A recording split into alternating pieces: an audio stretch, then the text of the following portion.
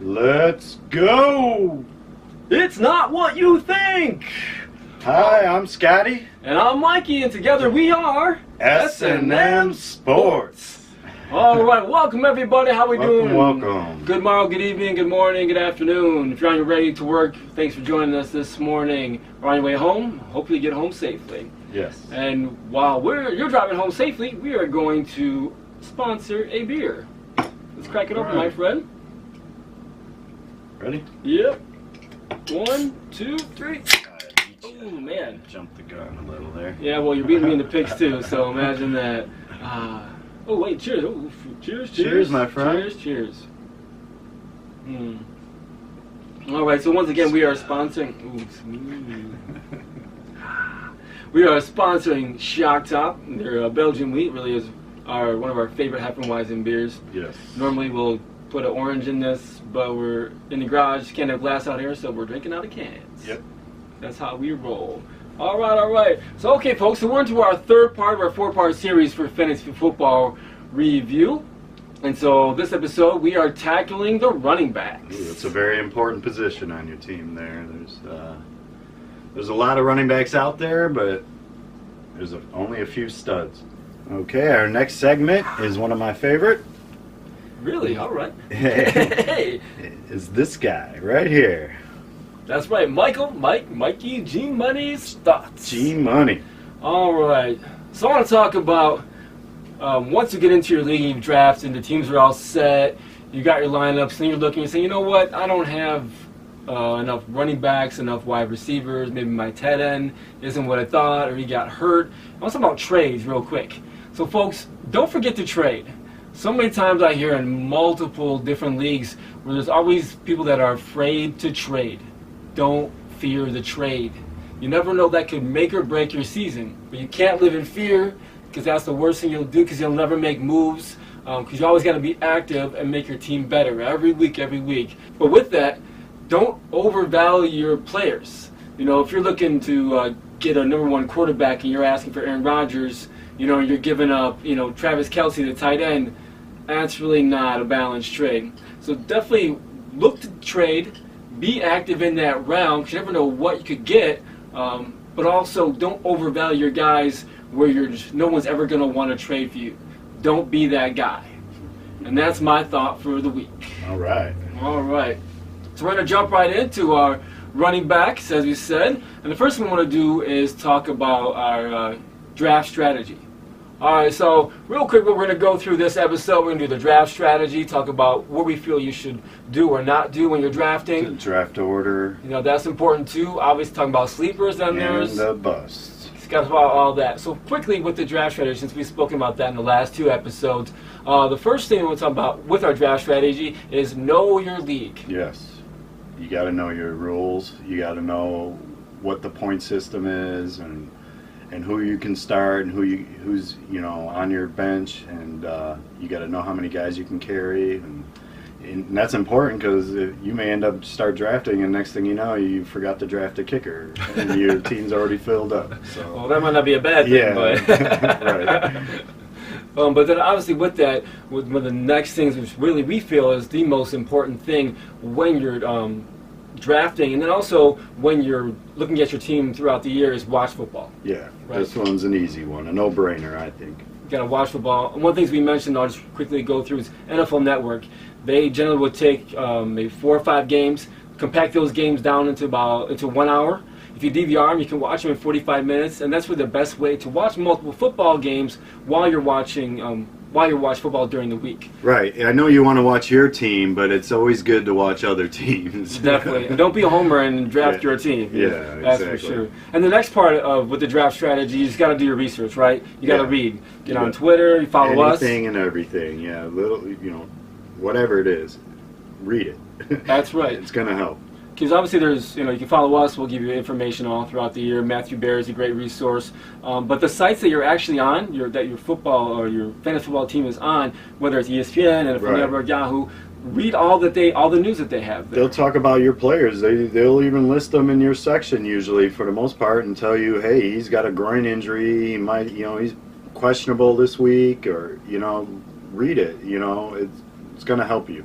And that's perfect segue into our next point with the draft strategy is the injury report and the waiver wire. Right, yeah. You got to pay attention to it. Have to.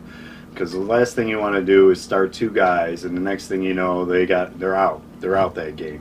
Yep. And then you can't change them because you already started them, and right there you're 2 players down. So very important to stay up and on what's going on. And the last point is find a guru. Right. So find someone in your life. Like I've got Scotty, who's one of my gurus in my life, and I go to him. And when I say that, it's find a person that you trust that can give you solid advice without having any sort of ulterior motive. Right. Even though Scott and I will play against each other, I'll still ask him for advice unless we're playing against each other in that week. Yeah. And so I'll say, you don't Scott, want to help him that week. No, I know. And I know he'll give me bad advice anyway, right, so yeah. that's why I'll be careful. Start 2 kickers. Exactly.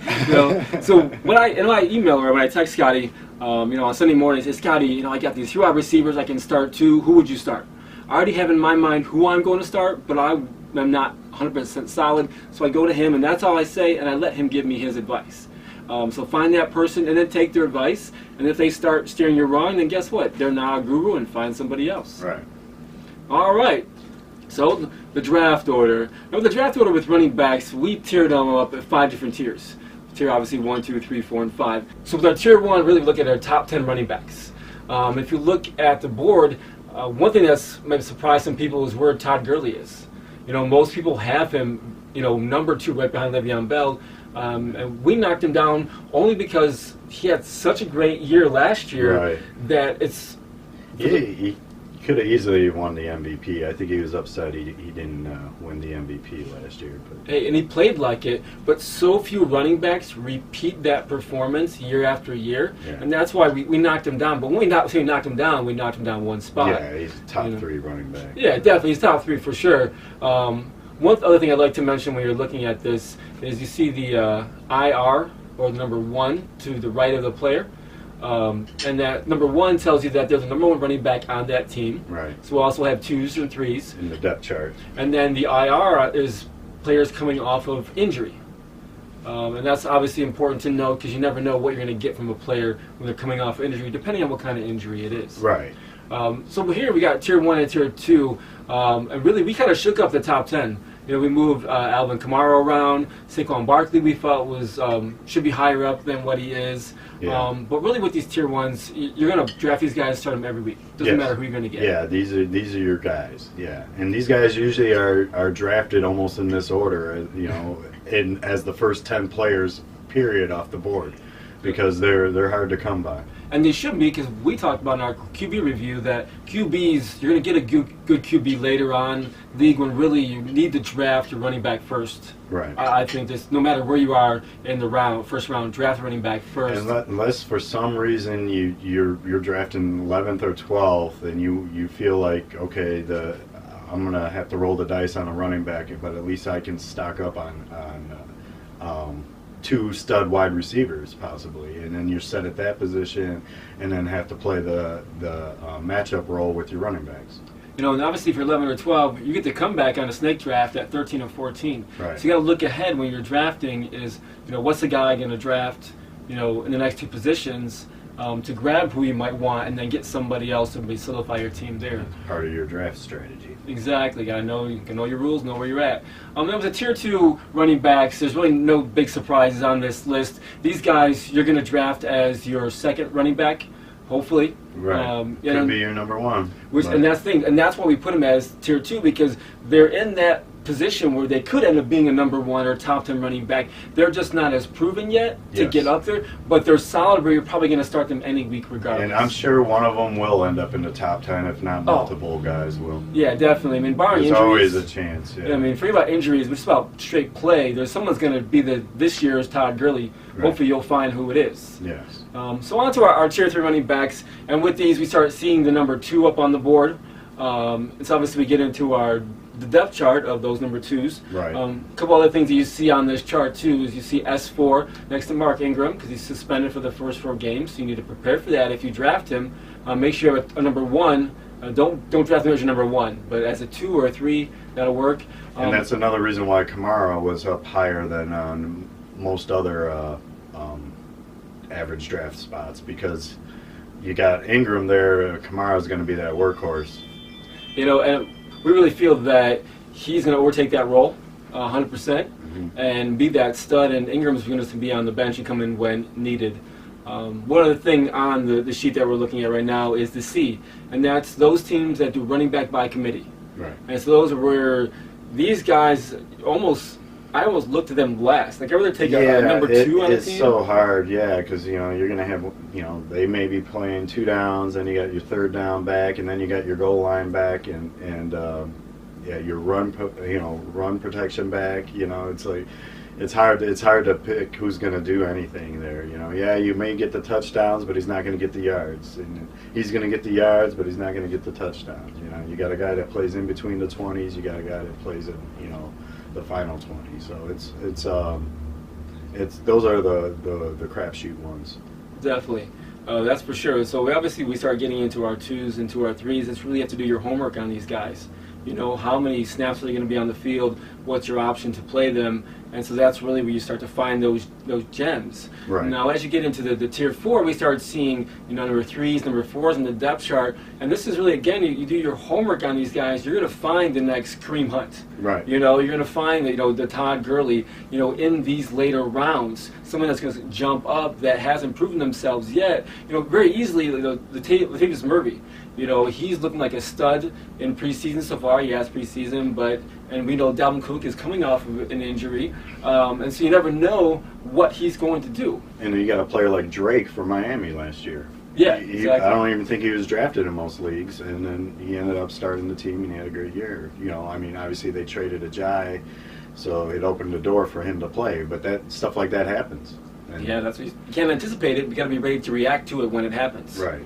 All right, so then the tier 5 guys, and these are really the bottom of the list of our running backs, and these are the guys you're taking late in the round. When you're stashing running backs, stashing wide receivers on your bench, these are the guys that you can really take a flyer and not feel bad taking them later on. Yeah, because you may need to move, pick up somebody else that's hot on the waiver wire, and this may be your guy you cut anyway. So, but it's good and nice to have him, because hopefully, it pans out 3-4 weeks down the road, and next thing you know, that guy's the next man up and starting for that team. Next man up. That's right. But just to make a good point on that is that these players that you stash, if they don't start producing, then you have them there to drop and pick up some off the bench. Right. It's a win-win. You got somebody to cut.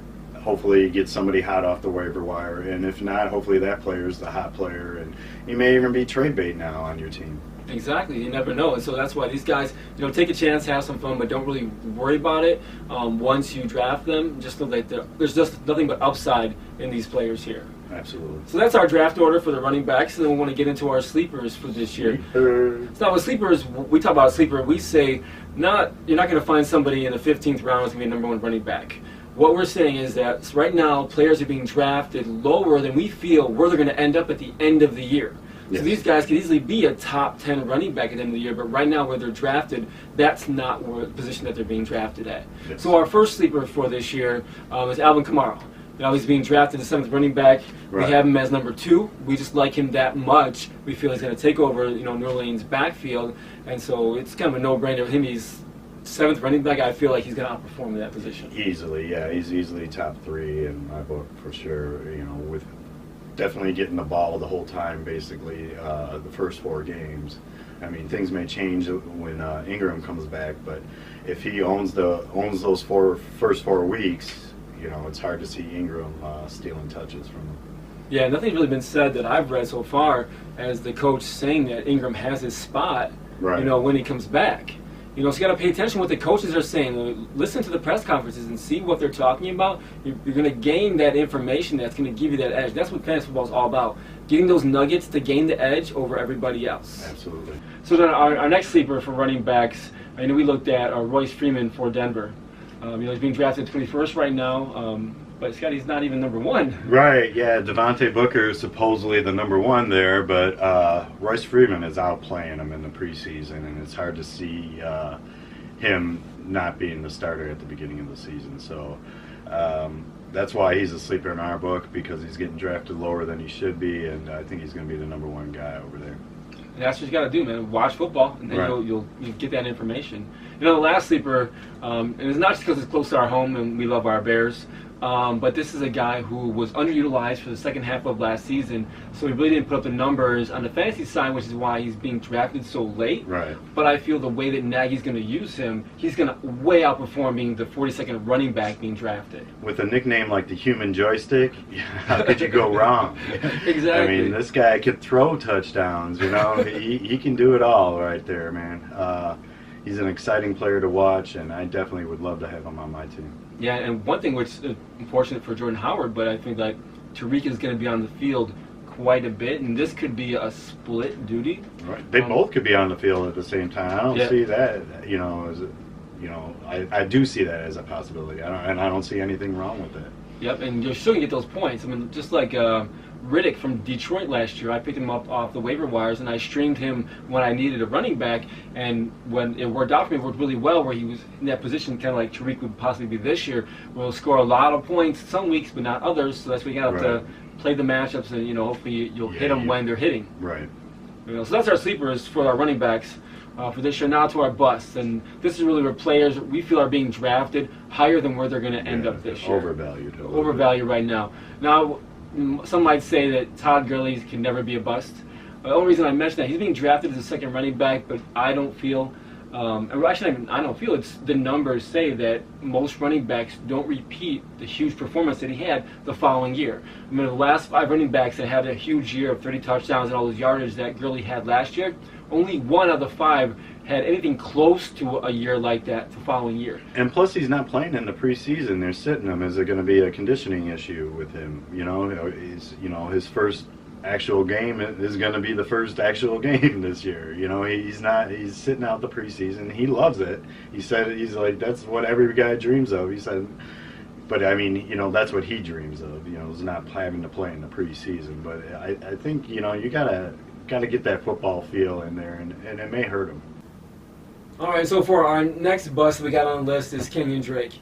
Now, obviously, we don't feel that he's going to have a bust year, but the running back by committee just scares us to death. Yeah, it's hard to trust anyone in a running back by committee system. It's is he the goal line back?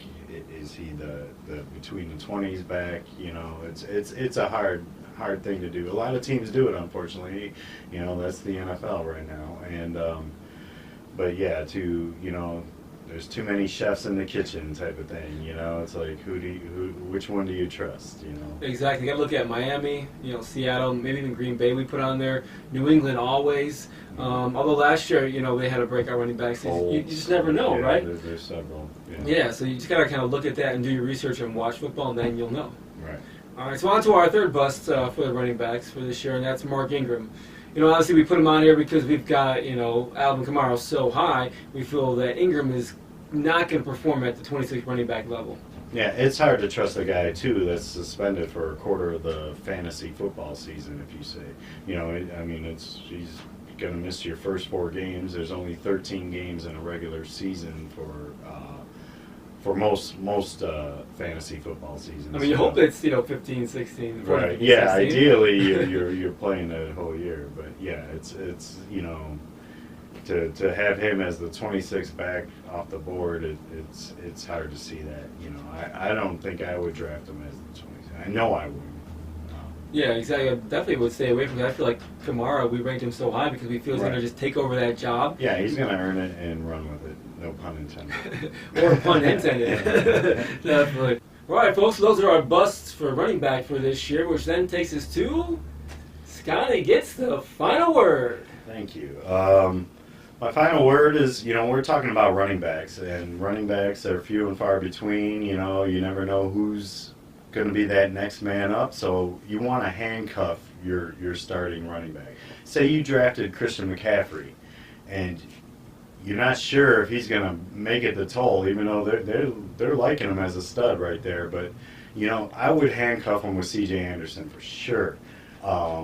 It's a great example of a handcuff. If you can, because Anderson's going to be a low pick, way lower than McCaffrey, but the way the preseason is looking, McCaffrey looks hot. So if you can handcuff your running back, your starter, your number one, I would do it in a heartbeat for sure. And that's what my point is about handcuffs is you don't want that guy on the other team that you drafted McCaffrey, next thing you know he drafts Anderson, and then you're sitting there going, McCaffrey got hurt. Let me find Anderson. Let me find Anderson. He's already on somebody's team, and he's starting him that week. So yeah, you definitely want to handcuff your running back for sure. And so that's my final word is handcuffs. You never know. Next man up. Right, the NMU. NMU. Excellent. All right, folks. Well, that's our breakdown for the running backs for this year. Look for this next episode will be out this coming Thursday, which will be our final one, which is, let's see, tight ends, kickers, and defense. You know, can't forget about the kickers, right? The big three there. The big three. Big three, that's right. But as far as SNM Sportz, thank you so much for watching. Yes, thank you. We appreciate you, that's for sure. Don't forget to subscribe to the YouTube page. Yes. You know, click that bell. Notification. Got to get those when the episodes are coming out. But we will be dropping episodes going forward every Thursday from now on to prepare you for that football week. Yes. So don't forget Instagram, Twitter, Facebook, and follow on all those. And also, our website is up. That's Yay. right, folks. We got it there. So website is up, and that's going to have all the information that you want from SNM Sportz in one space that will take you to wherever you want to go. So you want to watch us on YouTube, you can go from there. You want to listen to us on your car, either on iTunes or Google Play, amongst many other apps that we're on now. Go through the website, we'll take you there, and that way you can just listen to us as opposed to looking at our ugly mugs. Yeah, exactly. Because only our mamas want to look at us, so right. That's just how it is. So hey, again, thank you so much for watching, and yeah, appreciate it. Definitely. What time is it, Mike? My beer's empty, so let's go. And cut. that was perfect.